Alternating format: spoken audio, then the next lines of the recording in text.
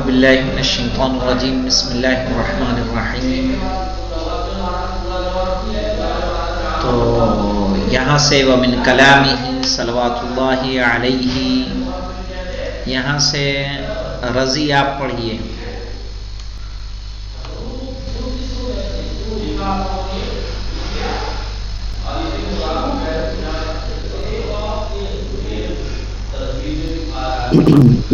بسم اللہ الرحمن الرحیم. ومن کلام صلوات اللہ علیہ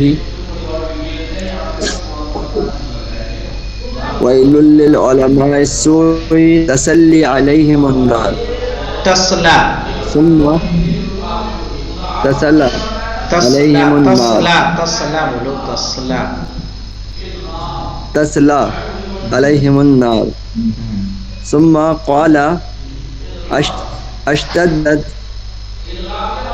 موونة الدنيا ویل لعلماء السوء، ویل لعلماء السوء، افسوس ہے، ویل ہے ایسے علماء سوء کے لیے. تسلا علیہم النار، کہ جو جہنم میں داخل ہوں گے یا جن پر آگ ڈالی جائے گی. یعنی مراد کیا ہے آگ ڈالنے سے؟ یعنی وہی کہ وہ جو جہنم میں داخل ہوں گے. پھر پڑھیے.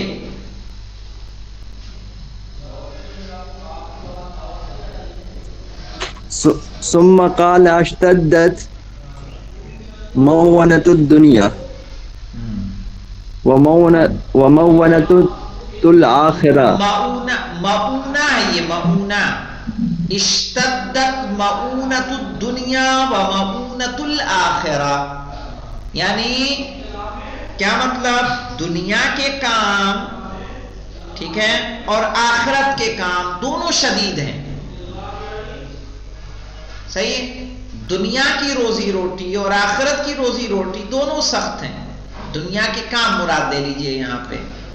مؤونت دنیا اور مؤونت آخرت دونوں سخت ہیں، دونوں شدید ہیں. اما مؤونت الدنیا، لیکن دنیا کے جو کام ہیں، دنیا کی جو چیزیں ہیں، فَإِنَّكَ لَا تَمُدُّ يَدَكَ إِلَى شَيْءٍ مِّنْهَا إِلَّا وَجَدْتَ فَاجِرًا قَدْ سَبَقَكَ إِلَيْهِ. لیکن دنیا کے مؤونت میں معلوم کیا فرق ہے؟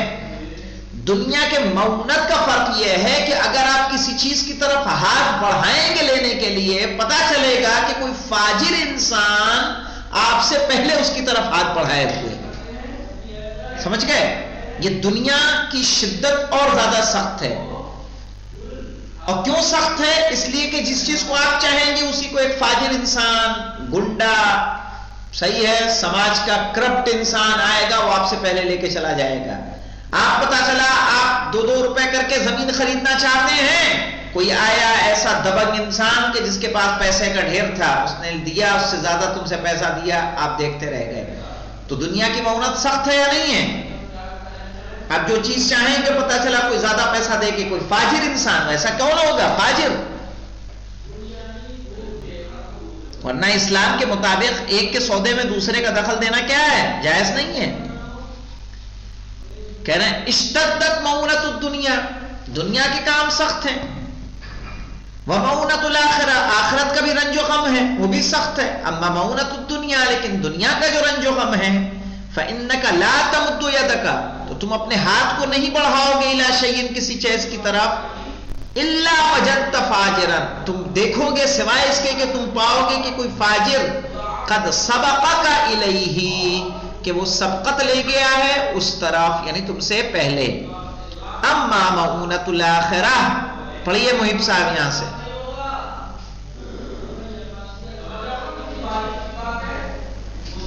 بسم اللہ الرحمن الرحیم. وَأَمَّا مَؤُونَةُ اللَّهِ فَإِنَّكَ لَا تَجِدُ أَعْوَانًا يُعِينُونَكَ عَلَيْهَا. ہاں، آخرت کا رنج و غم کیوں زیادہ شدید ہے؟ اما مؤونۃ الآخرہ، آخرت کا رنج و غم اس لیے شدید ہے، فَإِنَّكَ لَا تَجِدْ أَعْوَانًا، آپ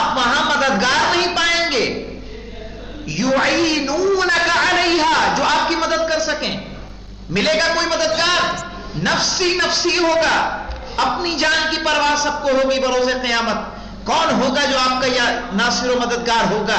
آپ چیختے چلاتے رہ جائیں گے، کوئی آپ کی چیخ و پکار سننے والا نہیں ہوگا۔ اس دن خداوند عالم کہے گا لمن الملک اليوم، آج حکومت کس کی ہے؟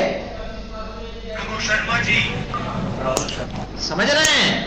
آخرت کی مؤنت ایسی سخت ہے، کہہ رہے دنیا کی مؤنت اس لیے سخت ہے، دنیا کا رنج و غم اس لیے زیادہ ہے کہ یہاں آپ کسی چیز کو چاہیں گے کوئی انسان آپ سے پہلے لے جائے گا، کوئی عہدہ آپ چاہیں گے پتا چلا کوئی ہاتھ مار لے گیا، پتا چلا آپ کہیں شادی کرنا چاہیں گے پتا چلا کسی کہیں اور اس کی شادی ہو گئی، آپ کوئی زمین خریدنا چاہیں، کوئی سامان خریدنا چاہیں، آپ سے پہلے کوئی لے کے چلا گیا ہے کہ نہیں ہے؟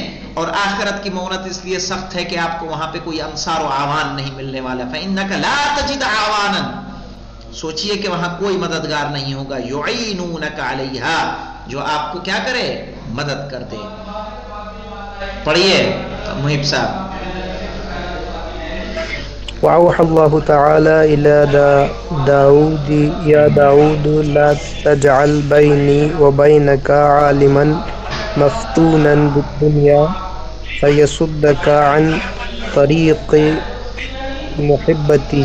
بس اوحى الله تعالی الی داؤد علیہ السلام، خداوند عالم نے جناب داؤد کو وحی کی، یا داؤد، اے داؤد، یا داؤد، اے داؤد، لا تجعل بینی و بینک عالما، کہ ہمارے اور تمہارے درمیان کسی عالم کو واسطہ نہ بنانا، ایسا عالم مفتونن بالدنیا جو دنیا کے فتنے میں کیا ہو؟ گرفتار ہو، فیصدک عن طریق محبتی، تو تمہارے میری محبت کے راستے سے تمہیں کیا کرے گا؟ گمراہ کر دے گا۔ ہاں فإن، پڑھیے، فإن أولئك قطاع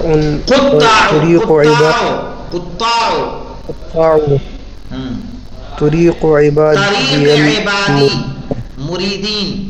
ہاں فإن أولئك قطاع طریق، قطاع طرق کہتے ہیں راہزن، ڈاکو کو۔ فإن أولئك قطاع طریق عبادی، ٹھیک ہے، یہ میرے بندوں کے راہزن ہیں۔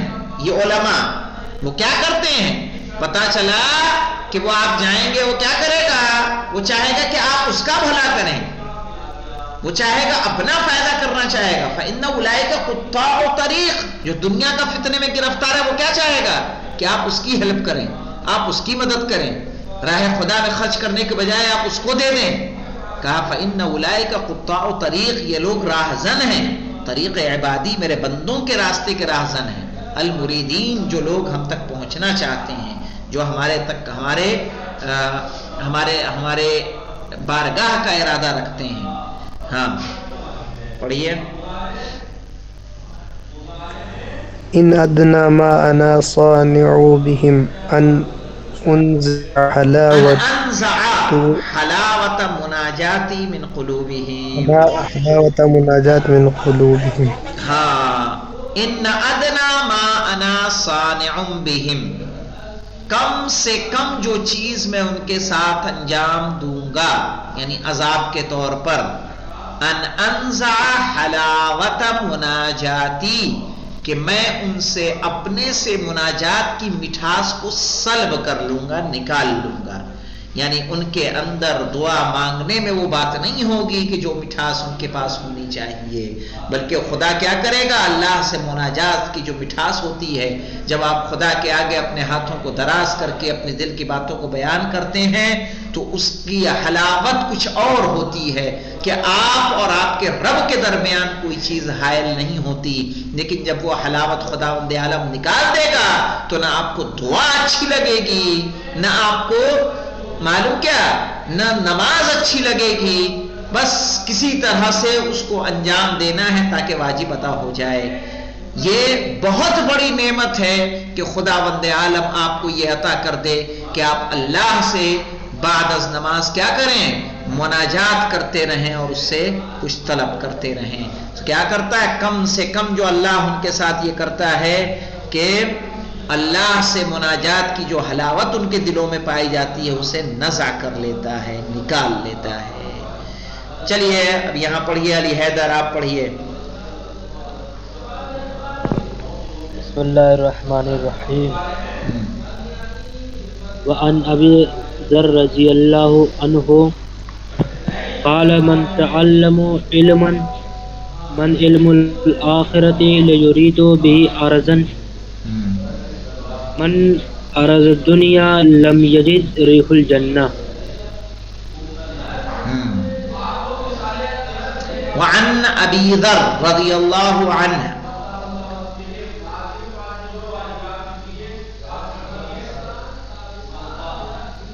صحیح ہے جناب ابو ذر جو کہاں دفن ہے؟ ربضے میں۔ ان سے روایت ہے من تعلم علما من علم الآخرة لیرید به عرضا من عرض الدنیا۔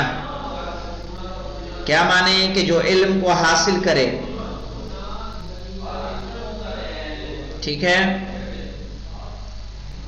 کس مقصد سے حاصل کرے؟ من تعلم علما، جو علم کو حاصل کرے، لیکن کون سا علم؟ علم من علم الآخرہ، آخرت کے علم سے۔ کس لیے حاصل کرے؟ لیرید به عرضا من عرض الدنیا، تاکہ اس کے ذریعے سے دنیا کی ہدف کو حاصل کرے، دنیا کی غرض سے، دنیا کے مقصد سے۔ لم یجد ریح الجنہ، تو جنت کی خوشبو بھی نہیں سونگھے گا۔ یعنی کیا مطلب ہے؟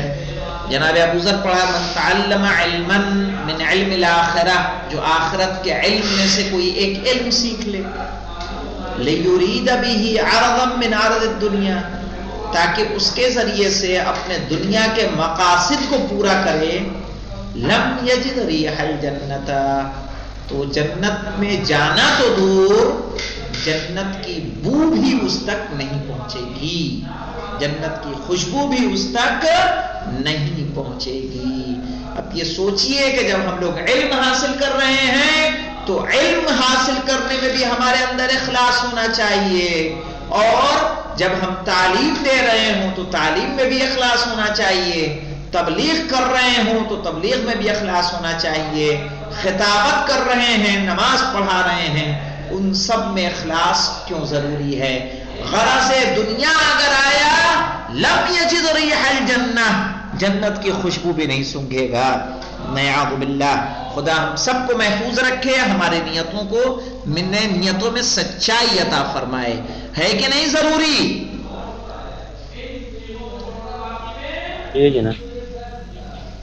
اور اس طرح سے یہ بات ہماری مکمل ہوتی ہے۔ انشاءاللہ کل ہم لوگ شروع کریں گے فصل ثالث، فصل فی مقاعد الشیطان و اہمیت الاخلاص، کہ شیطان کس کس طرح سے ہمیں گمراہ کرتا ہے۔ یہ بحث انشاءاللہ ہم لوگ کل شروع کریں گے۔ والحمدللہ رب العالمین۔ جائیے انشاءاللہ پھر انٹرول بعد ملاقات کریں گے۔